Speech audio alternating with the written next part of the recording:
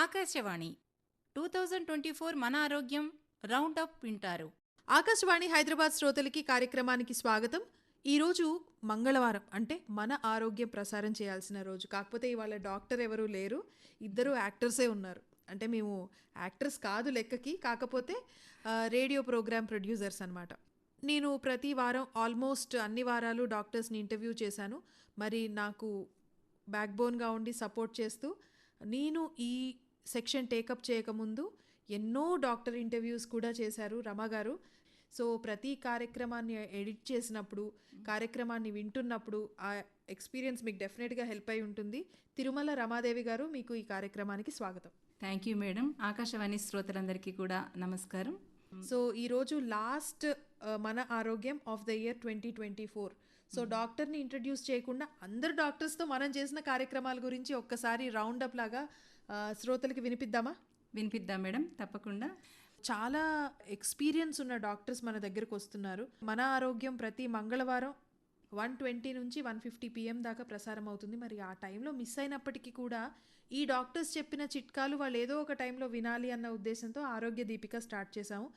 అది కూడా చాలా బాగా రిసీవ్ చేసుకున్నారు శ్రోతలు. శ్రోతలకి థ్యాంక్స్ చెప్పాలి, ఈ కార్యక్రమం వెనకాల ఉన్న మీకు కూడా థ్యాంక్స్ చెప్పాలి. మరి ఈ సంవత్సరం చేసిన కార్యక్రమాల గురించి చెప్పండి. ఈ సంవత్సరం, ఈ 2024 సంవత్సరం మొత్తంలో దాదాపు అన్ని రకాల ఆరోగ్య సమస్యలను ఎలా ఎదుర్కోవాలి అని చాలామంది డాక్టర్స్తో పరిచయ కార్యక్రమాలు చేశాం మేడం.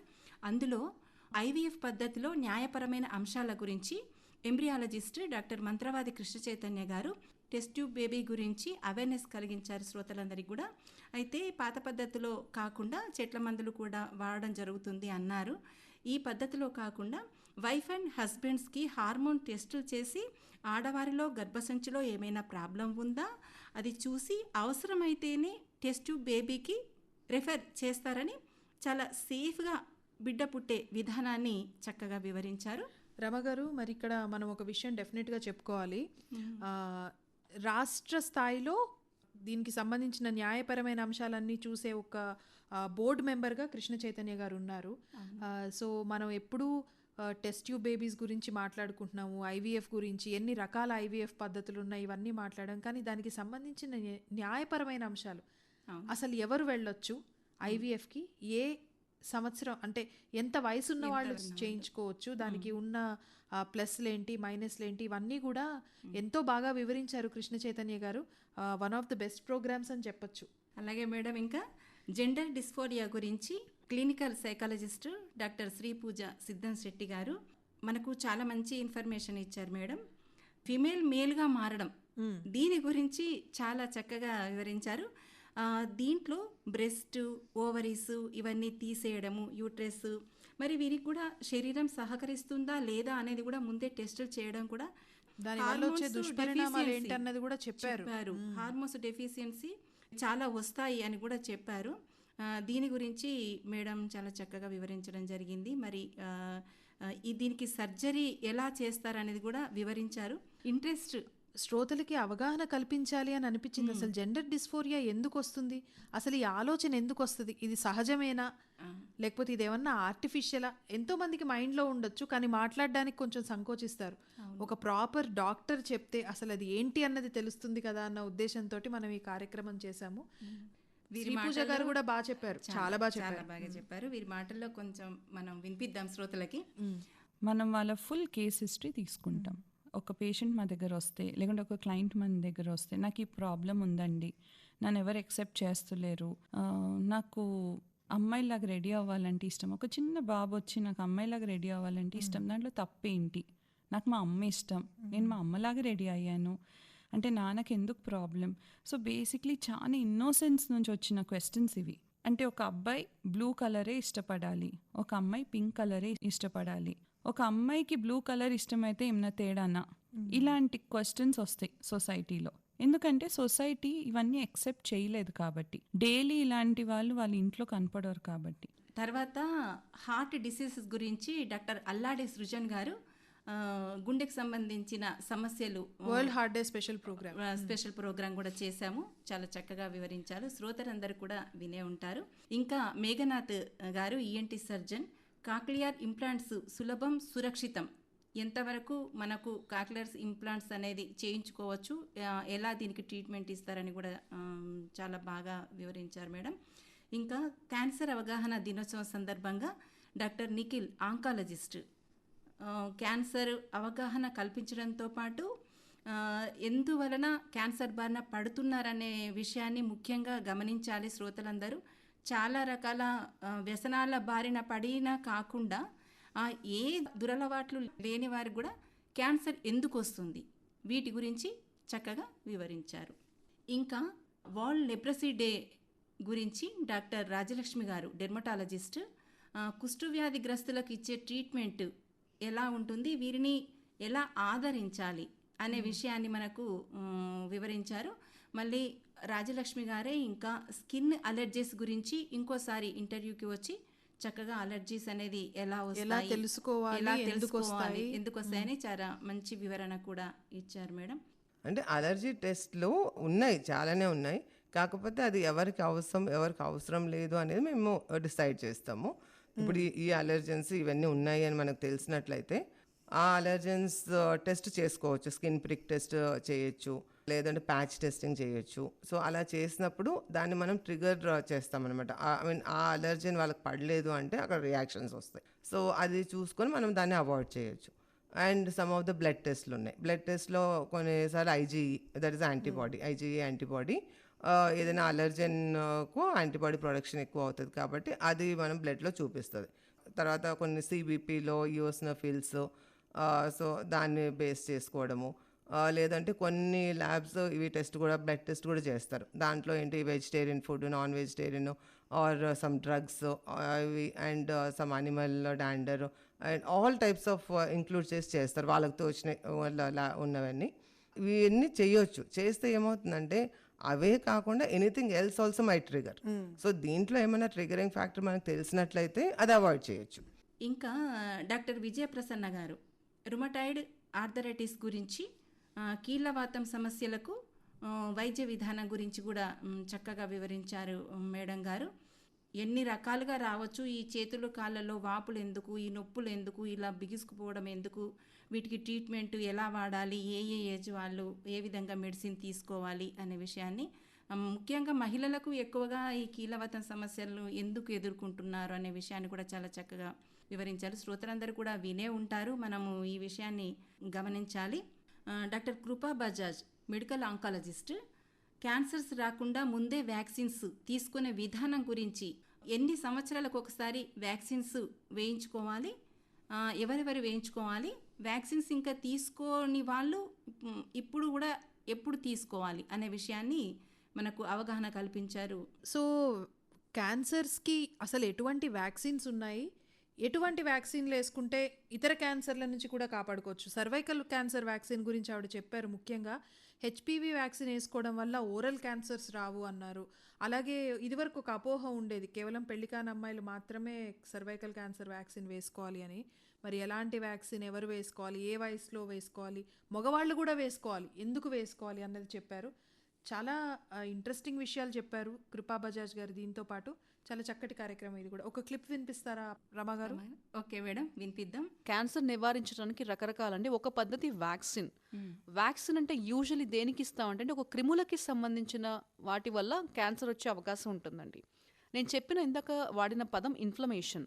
ఇన్ఫ్లమేషన్ అనేది కంటిన్యూస్గా ఒకరికి ఆ ఇన్ఫెక్షన్ ఉంటే ఆ ఇన్ఫెక్షన్ వల్ల చుట్టుపక్కలంతా ఇన్ఫ్లమేషన్ అంటే కంటిన్యూస్గా మన బాడీలో కొన్ని ఇమ్యూనిటీకి సంబంధించిన రోగనిరోధక శక్తికి సంబంధించిన కొన్ని కణాలు కంటిన్యూస్గా ఒక చోట ఊడుకొని కంటిన్యూస్గా స్టిమ్యులేట్ చేస్తూ ఉంటుంది అనమాట కణాన్ని క్యాన్సర్ కణంగా మారటానికి.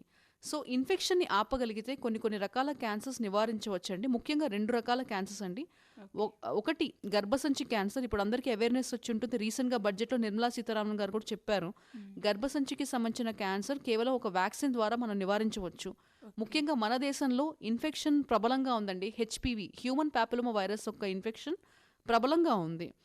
ఎప్పుడైతే ఆడపిల్లలు మెచ్యూర్ అవుతారో ఆ టైం నుంచి కొన్ని హైజీన్ అంటే శుభ్రం కొంచెం పాటించకపోవటం, ప్యాడ్స్ యాక్సెసిబుల్గా లేకపోవటం వల్ల చాలా ఫాస్ట్గా మనకి హ్యూమన్ ప్యాపిలోమా వైరస్ అనే ఒక ఇన్ఫెక్షన్ వస్తుందండి. ఇప్పుడు రీసెంట్గా ఆడవాళ్ళకి సంబంధించిన హెల్త్లో ముఖ్యంగా గవర్నమెంట్ తీసుకున్న నిర్ణయం హర్షించదగ్గ విషయం.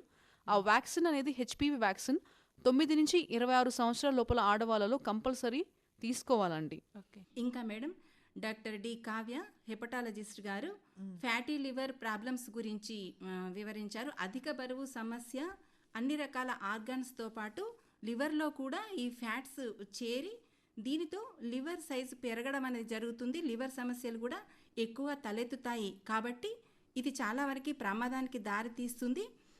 వీటికి ఆరోగ్యవంతమైన జీవన శైలితో ఏ విధంగా మెదులుకోవాలనే విషయాన్ని, ఇంకా మెడిసిన్స్ కూడా ఎలా తీసుకోవాలని డాక్టర్ కావ్య గారు చక్కగా తెలియజేశారు శ్రోతలందరికీ కూడా. కావ్య గారు జీవన శైలితో ఎటువంటి సమస్యలు వస్తాయో చెప్పి కూడా లివర్కి ఏదన్నా ప్రాబ్లం వచ్చినప్పుడు అసలు కంగారు పడవలసిన అవసరం లేదు, ఏదైనా రివర్సిబుల్. లివర్కి వచ్చిన ప్రాబ్లమ్ని మనము లైఫ్ స్టైల్లో చేంజెస్ చేసుకుంటే దాన్ని నార్మల్ చేసుకోవచ్చు అని ఒక పాజిటివ్ నోట్ మనకి మాత్రం ఇచ్చారు. ఆటిజం అవేర్నెస్ డే సందర్భంగా మనము ఒక డిస్కషన్ ప్రోగ్రాము చేశాము.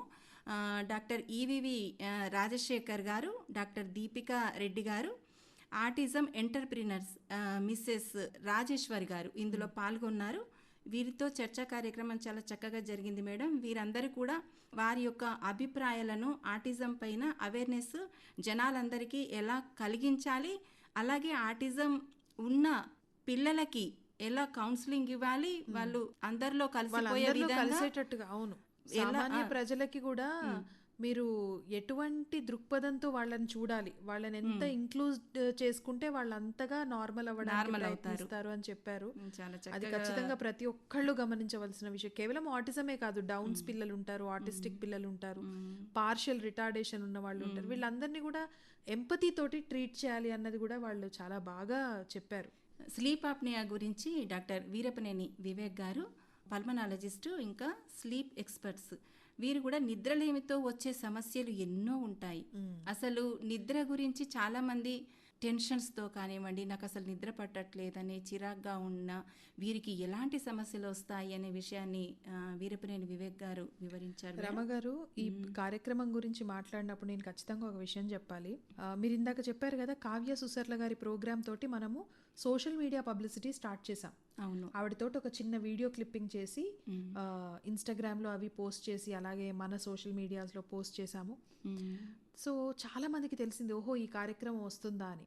అలాగా అప్పటి నుంచి ప్రోగ్రామ్స్ వినడం కొంచెం శాతం పెరిగింది.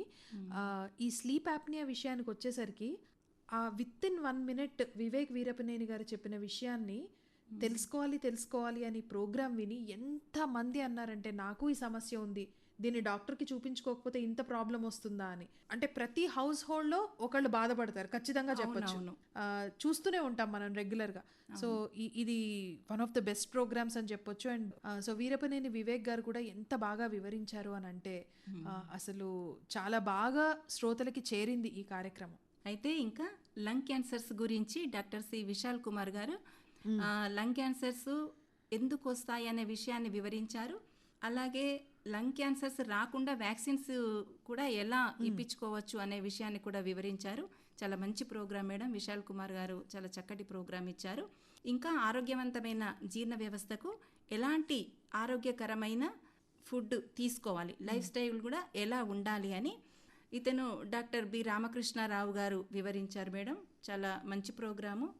అలాగే రామకృష్ణ గారు ఈ ప్రోగ్రాంలో గట్ హెల్త్ గురించి మాట్లాడుతూనే అసలు డాక్టర్ దగ్గరికి కన్సల్టేషన్కి వెళ్ళినప్పుడు మనం ఎటువంటి ప్రిపేర్డ్నెస్తో వెళ్ళాలి, అవును, ఏం ఎక్స్పెక్ట్ చేయాలి, డాక్టర్కి మనం ఏం ఇన్ఫర్మేషన్ ఇవ్వాలి అన్నది చెప్పారు.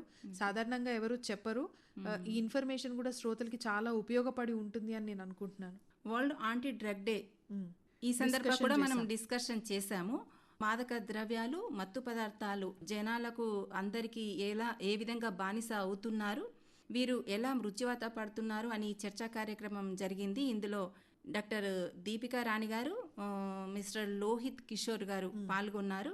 వీరు ఈ వ్యసనాల బారిన పడ్డ వారికి ఎలా కౌన్సిలింగ్ ఇవ్వాలి, వారి కుటుంబ సభ్యులు బాధ్యత కూడా వీరిపైన ఎంతవరకు ఉంది, వారు ఎంతవరకు బాధ్యులు అన్న విషయాన్ని కూడా చాలా చక్కగా వివరించారు మేడం. ఎడిక్షన్ నుంచి బయటపడి ఇప్పుడు డిఎడిక్షన్ ప్రోగ్రామ్ లో మెంటార్ గా ఉన్నారు లోహిత్ గారు.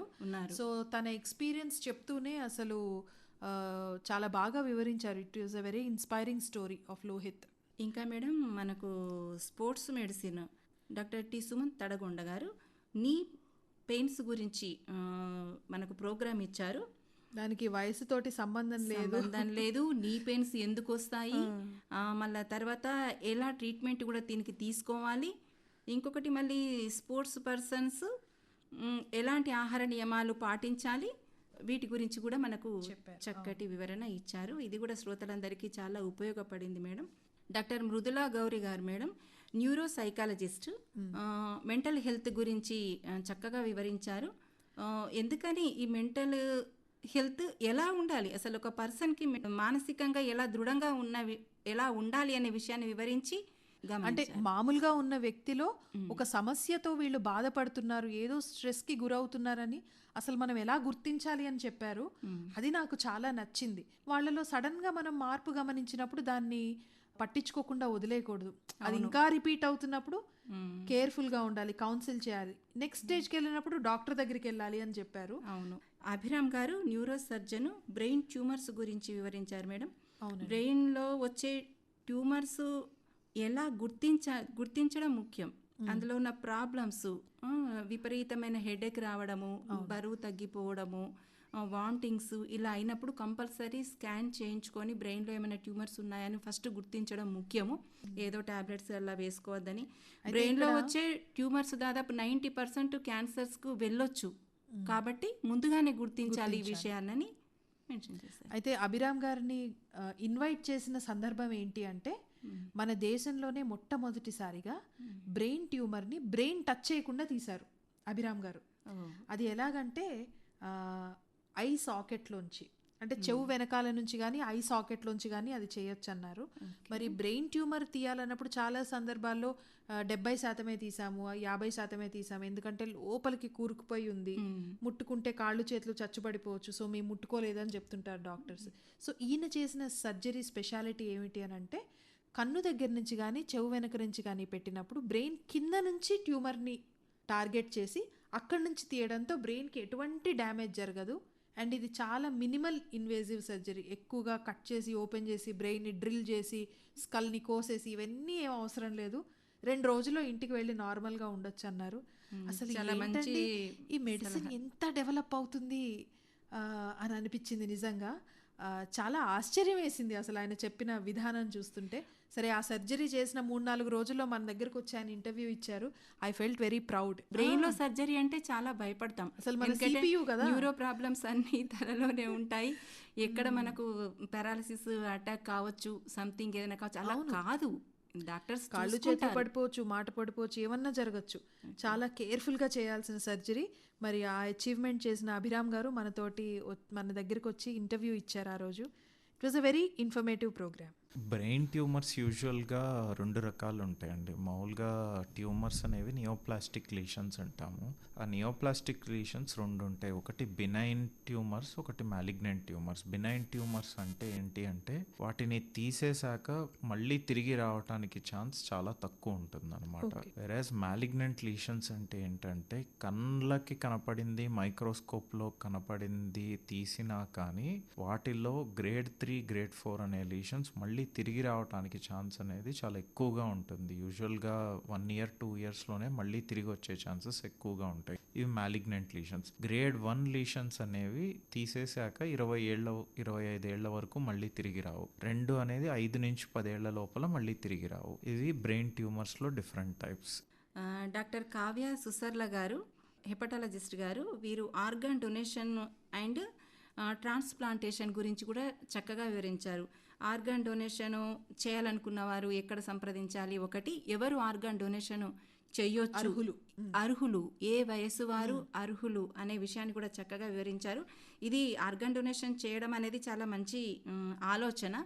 దీని గురించి శ్రోతలందరికీ కూడా మంచి అవగాహన కల్పించారు కావ్య సుసర్ల గారు. Madam doctor P Vijay Kumar గారు ఫిజియోథెరపిస్ట్ మరియు యోగా థెరపిస్ట్ కూడా మనకు స్పాండిలైటిస్ సమస్యకు ఫిజియోథెరపీతో ఉపశమనం గురించి ఎంత బాగా వివరించారంటే విజయ్ కుమార్ గారు, చాలామందికి ఈ మధ్యకాలంలో మనం చూస్తున్నాము స్పాండిలైటిస్ సమస్యకు గురవుతున్నారు. అంటే సాఫ్ట్వేర్స్ అని, తర్వాత ఇంట్లో పనిచేసుకునే లేడీస్కి కూడా ఎక్కువగా స్పాండిలైటిస్ సమస్యలు వస్తున్నాయి. ఇవి వచ్చినప్పుడు ట్రీట్మెంట్ ఎలా స్టార్ట్ చేయాలి, ఎప్పటి వరకు ఆపకుండా ఉండాలి అనే విషయాన్ని మనకు చక్కగా వివరించారు. అవును. అంతేకాదు అసలు మనం కూర్చోవడం నుంచి నించోవడం, ప్రయాణం చేయడంలో ఎటువంటి పోస్చరల్ డిఫెక్ట్స్ ఉన్నాయి. మనం ఎలా కూర్చోవాలి, ఎలా నించోవాలి, ఎలా నడవాలి నుంచి ఒకవేళ వచ్చేసిందే అనుకుందాం. ఇవన్నిట్లో తప్పులు చేసాం, స్పాండిలోసిస్ వచ్చేసింది. యోగా ద్వారా, ఫిజియోథెరపీ ద్వారా ఎలా తగ్గించుకోవచ్చు, దాన్ని మేనేజ్ చేయొచ్చా, పూర్తిగా తగ్గించొచ్చా అన్న విషయాలు చాలా బాగా వివరించారు విజయ్ కుమార్ గారు. ఈ సమస్య కూడా చాలా మందిలో ఉంటుందండి, ఒక అండర్లయింగ్ హెల్త్ ప్రాబ్లం లాగా. మరి నిరంతరం మందులు వేసుకునే కంటే చిన్న చిన్న చేంజెస్, ఎక్సర్సైజెస్ చేస్తే ఎంతో బెనిఫిట్ ఉంటుంది అని చెప్పారు. ఇది కూడా యూట్యూబ్లో అవైలబుల్గా ఉంది. ఇప్పుడు మనం మాట్లాడుకున్న ప్రోగ్రామ్స్ చాలా కూడా యూట్యూబ్లో ఉన్నాయి. యూట్యూబ్లో పెట్టాము. సో ఆకాశవాణి హైదరాబాద్ యూట్యూబ్ ఛానల్లో కూడా మన ప్రోగ్రామ్స్లో చాలా మట్టుకు అందులో అవైలబుల్గా ఉన్నాయి. ఇంకా మేడం, రత్నవల్లి కొత్తపల్లి గారు థాలసీమియా తలసేమియా మూమెంట్ ద్వారా సమాజ సేవ కార్యక్రమాలు ఎన్నో చేశారు. ఈ కార్యక్రమంలో మేడం చాలా వరకు తలసేమియా ఉద్యమం ద్వారా ఏ విధమైన కార్యక్రమాలు చేశారనే విషయాన్ని శ్రోతలందరికీ వివరించారు. సాధారణంగా థాలసీమియా ఉన్న వాళ్ళకి బ్లడ్ రిక్వైర్మెంట్ చాలా ఉంటుంది. ఒక పర్టికులర్ టైప్ ఆఫ్ బ్లడ్ మరి అంత ఈజీగా దొరకదు, చాలా ఖర్చుతో కూడుకున్న పని. కొన్ని వందల మందికి బోన్ మ్యారో ట్రాన్స్ప్లాంట్స్ చేయించారండి రత్నవల్లి గారు. ఆవిడ చేసిన కాంట్రిబ్యూషన్ అసలు అంతా ఇంత కాదు. ఈ కార్యక్రమం కూడా త్వరలో యూట్యూబ్లో పెట్టబోతున్నాము, మీరు తప్పకుండా యూట్యూబ్ ఛానల్లో వినండి. అండ్ రత్నవల్లి గారికి ఒక యూనిక్ రికగ్నిషన్ ఏంటంటే, మోడీ గారు కూడా మన్ కీ బాత్ కార్యక్రమంలో ఆవిడ పేరు మెన్షన్ చేశారు, ఆవిడ చేస్తున్న సేవని గుర్తించి. సికిల్ సెల్ ఎనీమియా అలాగే థాలసీమియా ఉన్న పిల్లల్ని చాలా ఆవిడ హెల్ప్ చేస్తున్నారు, ఆదరిస్తున్నారు. ప్రతి మనిషిలో 2 జీన్స్ ఒక్కొక్క యాక్టివిటీకి కారణం ఉంటాయి. అంటే ఒకటి తల్లి నుంచి తీసుకుంటాం, ఒకటి తండ్రి నుంచి తీసుకుంటాం. అలాగా అన్ని యాక్టివిటీస్కి, అంటే పిల్ల కళ్ళు ఎలా ఉన్నాయి, ముక్కు ఎలా ఉంది, మొహం ఎలా ఉంది, రంగు ఎలా ఉంది, స్కిన్ టెక్స్చర్ ఎలా ఉంది, హెయిర్ టెక్స్చర్ ఎట్లా ఉంది, బ్లడ్, అలాగా జన్యుపరమైన రోగాలు ఇవన్నీ కూడా మనం తల్లిదండ్రుల నుంచి తీసుకుంటాం. ఈ 2 జీన్స్లో ఒక జీన్ అబ్నార్మల్ జీన్ కనుక ఉంటే కనుక వాళ్ళు క్యారియర్స్ అంటారు, థాలసేమియా క్యారియర్. డాక్టర్ శ్రీకాంత్ గారు పల్మనాలజిస్ట్, న్యూమోనియా సమస్యలు నివారణ గురించి మంచి మెసేజ్ ఇచ్చారు మేడం. ఎప్పుడైనా మనకు న్యూమోనియా అనేది మనకు ఇయర్లో ఎప్పుడు ఈ వింటర్ సీజన్లో రెయినీ సీజన్లో ఎక్కువగా న్యూమోనియా సమస్యలు వస్తూ ఉంటాయి. చిన్నపిల్లలకు వృద్ధులకు ఎక్కువగా ఈ సమస్యలు తలెత్తవచ్చు, ఎందుకంటే వీళ్ళకి ఇమ్యూనిటీ ప్రాబ్లం చాలా ఎక్కువగా ఉంటుంది. కాకపోతే వీటి నుంచి ఎలా ఉపశమనం పొందాలి అనే విషయాన్ని డాక్టర్ శ్రీకాంత్ గారు చాలా చక్కగా వివరించారు. ఇంకా చాలా రకాల కార్యక్రమాలు చాలామంది డాక్టర్స్తో మనము ఈ ఇయర్లో తీసుకోవడం జరిగింది. శ్రోతలందరూ కూడా గమనించే ఉంటారు. రమగారు, మనం చాలామంది డాక్టర్స్ గురించి మీరు చెప్పారు. డాక్టర్స్ స్కెడ్యూల్స్ ఎలా ఉంటాయో మీకు తెలుసు. సర్జరీ ఉందంటే ఎప్పుడు వెళ్తే ఎప్పుడు వస్తారో తెలియదు. అయినప్పటికీ కూడా ఎక్కడెక్కడో జూబ్లీ హిల్స్లోనో ఇంకెక్కడో కొంతమంది కోకాపేటలో పనిచేసే డాక్టర్స్ కూడా మనం పిలిచినందుకు, ఆ టైంకి వచ్చి ఇంటర్వ్యూ ఇచ్చినందుకు ఆ డాక్టర్స్ అందరికీ కూడా మనం థ్యాంక్స్ చెప్పాలి. ఆకాశవాణి తరపున, శ్రోతల తరపున, మన ఇద్దరి తరపున కూడా డెఫినెట్గా థ్యాంక్స్ చెప్పాలి. ఇక్కడ అశోక్ వెంకట నర్సు గారి గురించి ఒక విషయం చెప్తాను నేను. ఎండోక్రైనాలజిస్ట్. సో డయాబెటీస్ డే అప్పుడు అశోక్ వెంకట నర్సు గారి ప్రోగ్రామ్ ఎలాగన్నా వేయాలి అని అనుకున్నాం. పాపం ఆయన కూడా చాలా మ్యాగజైన్స్కి రాస్తూ ఉంటారు, ఎటువంటి ఫుడ్ హ్యాబిట్స్ ఉండాలి, ఎలాగ బ్యాలెన్స్ చేయాలి హార్మోన్స్ని అని చాలా చక్కటి ఆర్టికల్స్ రాస్తూ ఉంటారు.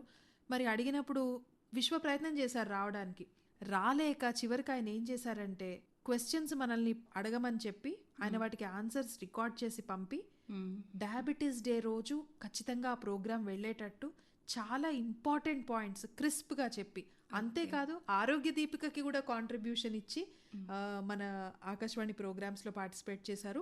కేవలం ఈ డాక్టర్ గారికే కాదు, మన ప్రోగ్రామ్స్లో పార్టిసిపేట్ చేసిన అందరు డాక్టర్స్కి మన ఆరోగ్యం టీం తరపున మరోసారి థ్యాంక్స్ చెప్తున్నాము. మరి రమగారు, చివరిగా మీరు మన ఆరోగ్యంతో పాటు కొన్ని స్పెషల్ ప్రోగ్రామ్స్ కూడా చేశారు, వాటి గురించి కూడా చెప్పండి. మేడం, ఇంకా మనం చాలా రకాల స్పెషల్ ప్రోగ్రామ్స్ కూడా చేశాము. బ్రాడ్కాస్టింగ్ డే సందర్భంగా మనము డీడీజీ శైలజ సుమన్ గారు కూడా మన దగ్గరికి వచ్చి మనకు ఇంటర్వ్యూ ఇచ్చారు. రిటైర్మెంట్ తర్వాత మేడం రిటైర్డ్ డీడీజీగా మళ్ళీ ఇదే ఆఫీస్లో అడుగుపెట్టి ఎన్నో విషయాలు చెప్పారు. అంటే బ్రాడ్కాస్టింగ్కి సంబంధించి యాదృచ్ఛికంగా అది కూడా ఒక ట్యూస్డే అవ్వడం వల్ల ట్యూస్డే వేసాం అది. అవును. సో ఎన్నో కార్యక్రమాలకి ఆవిడ పయనీర్ అని చెప్పచ్చు. మనం ఈరోజు ఇన్ని ఎఫ్ఎం ఛానల్స్ వింటూ ఉన్నాము. First entertainment channel in Telugu states rainbow FM ఆవిడ లీడర్షిప్లో స్టార్ట్ అయింది. ఆవిడ స్టార్ట్ చేశారు. దానికోసం ఆవిడ స్పెషల్గా ట్రైనింగ్ ఫర్ ద ట్రైనర్స్ అనే ఒక ప్రోగ్రామ్ అటెండ్ అయ్యారు. మరి బ్రాడ్కాస్టింగ్ విషయంలో ఎంతో కాంట్రిబ్యూషన్ చేశారు. అంతేకాకుండా దేశ విదేశాలకు వెళ్ళి మన దేశాన్ని రిప్రజెంట్ చేశారు. అరగంటలో సరిపోదు మేడం ఎక్స్పీరియన్సెస్ చెప్పడం కూడా. అయినప్పటికీ మేడం చాలా ఇంట్రెస్టింగ్గా వచ్చి చాలా విషయాలు మనతో పంచుకున్నారు. శ్రోతలందరికీ మనకు రేడియో వినడం వల్ల ఎలాంటి నాలెడ్జ్ని పెంచుకోవచ్చు, అవును, ఎలాంటి మైండ్ సెట్ అవుతుంది అనే విషయాన్ని కూడా చాలా చెప్పారు. ఈ రోజుల్లో అన్ని డీజెనరేటివ్ పద్ధతులు వచ్చేసాయి. అంటే అర నిమిషంలో అయిపోవాలి, నిమిషంలో అంతా అయిపోవాలి. అంతకుమించి మన పిల్లలు కాన్సన్ట్రేట్ చేయలేకపోతున్నారు. సో అది లాంగ్ రన్లో ఎలాగా వాళ్ళకి డిసడ్వాంటేజ్ అవుతుందో కూడా చెప్పి రేడియో ప్రోగ్రామ్స్ ఇంపార్టెన్స్ చాలా బాగా వివరించారు మేడం. సో ఈ సంవత్సరానికి అది కూడా one of the best programmes అని చెప్పుకోవచ్చు. ఫస్ట్ థింగ్ ఏంటంటే టెలివిజన్ నుంచి రేడియోకి రావడం it was not very difficult thing. Though 11 months అట్లాగా అదే సిస్టమాటిక్గా రేడియో నుంచి డెవలప్ అయిందే దూరదర్శన్ స్టేషన్లో యాక్టివిటీస్ కూడా. Even how we maintain coordination meeting ఎలా ఉంటుంది, ఫిక్స్డ్ పాయింట్ చార్ట్, ఇవన్నీ కొంచెం ఈజీగానే కష్టం లేకుండానే నేను చేయగలిగాను. ఆ తర్వాత నెక్స్ట్ లెవెల్లో మార్కెటింగ్. ఎస్, యాక్చువల్లీ మనకు అంతవరకు సేల్స్ అనేది చాలా ఇంపార్టెంట్గా జరుగుతున్నది. అంటే వివిధ భారతిలో మనం ఏం చేసినా మన కమర్షియల్స్ వచ్చేవి, మన కమర్షియల్స్ బుక్ చేసేవాళ్ళం, పైగా నెంబర్ 1 ఉండేవాళ్ళము. So we were the priority and you are the only one. So తప్పకుండా అందరూ వచ్చి మన దగ్గర కమర్షియల్ బుక్ చేసుకుని వెళ్ళిపోయేవారు. అంటే మనం ఒక బిల్లింగ్లు చేయడం, కమర్షియల్ సేల్స్ తీసుకోవడమే జరిగి ఉండేది. ప్రసార్ భారతి అయిపోయిన తర్వాత మనకి ఈ రెవెన్యూ మనకి ఏం చేశారని అంటే రెవెన్యూ మనకు మనం ఎర్న్ చేయాలి అనేది ఒక కాన్సెప్ట్ వచ్చేసింది. ఏదో గవర్నమెంట్ ఫండ్ నీకు జీతాలు అవి ఇస్తుంది, మిగతా ఖర్చులకి మొత్తం Prasar Bharati should earn money అని. ఏ స్టేజ్లో మనకి అప్పటికే మనం కొంచెం ప్రయారిటీ తగ్గి మనం అంటే కొంచెం గుర్తుపట్టకుండా ఉండే స్టేజ్లో వచ్చేటప్పటికి మనం అంటే మళ్ళీ చెప్పుకోవాల్సిన పరిస్థితికి వచ్చారు. శ్రోతలందరూ వినే ఉంటారు ప్రోగ్రామ్స్ అన్నీ కూడా. మన కార్యక్రమాలన్నింటినీ ఆదరించిన మన శ్రోతలకి ముందుగా ధన్యవాదాలు తెలుపుకొని, అలాగే మన కార్యక్రమాలకి రిసోర్స్ పర్సన్స్గా వచ్చిన మన గెస్ట్లకి, అలాగే ఈ కార్యక్రమం వెన్నంటే ఉండి ఎడిటింగ్ చేసి ప్రొడ్యూస్ చేసి టైంకి శ్రోతలకు అందించిన మీకు కూడా నా తరపున ధన్యవాదాలు రమగారు. మీకు కూడా థ్యాంక్స్ మేడం. డాక్టర్స్ తోటి క్వశ్చన్స్ వేసుకుంటూ వాళ్ళతో మాట్లాడుతూ ఉంటే కొన్ని అన్నీ ఆరోగ్యపరమైన విషయాలు కొన్ని భయం వేసేది. వింటూ ఉంటే సలహాలు సూచనలన్నీ కూడా కరెక్ట్గా తెలుసుకొని ఆరోగ్య సూత్రాలన్నీ మాతో పాటుగా శ్రోతలందరూ కూడా పాటిస్తున్నారని అనుకుంటున్నాము. ఇంత చక్కటి కార్యక్రమాలతో మన ఆరోగ్యం పేరుతో డాక్టర్స్ ఇచ్చిన సలహాలు సూచనలు శ్రోతలందరికీ ఉపయోగపడ్డాయని భావిస్తూ వీరిని పరిచయం చేసిన మా నిహార మేడంకి మరొకసారి మన ఆకాశవాణి శ్రోతల తరపున ప్రత్యేకమైన ధన్యవాదములు. ఇలాగే మేడం ఇంకా ఆరోగ్యం పట్ల ఇంకా ఎన్నో అవగాహన కార్యక్రమాలు రాబోయే 2025 సంవత్సరంలో కూడా ఇలానే కార్యక్రమాలు చేస్తామని రెట్టింపు ఉత్సాహంతో కార్యక్రమాలు చేద్దామని తెలుపుకుంటూ శ్రోతలందరికీ కూడా ధన్యవాదములు. 2025 సంవత్సరానికి స్వాగతం తెలుపుతూ అడ్వాన్స్ హ్యాపీ న్యూ ఇయర్. ఇంతవరకు మన ఆరోగ్యం 2024 రౌండ్ ఆఫ్ విన్నారు. నిర్వహణ శ్రీమతి నిహారా కానేటి గారు. ఈ కార్యక్రమం ఆకాశవాణి హైదరాబాద్ కేంద్ర సమర్పణ.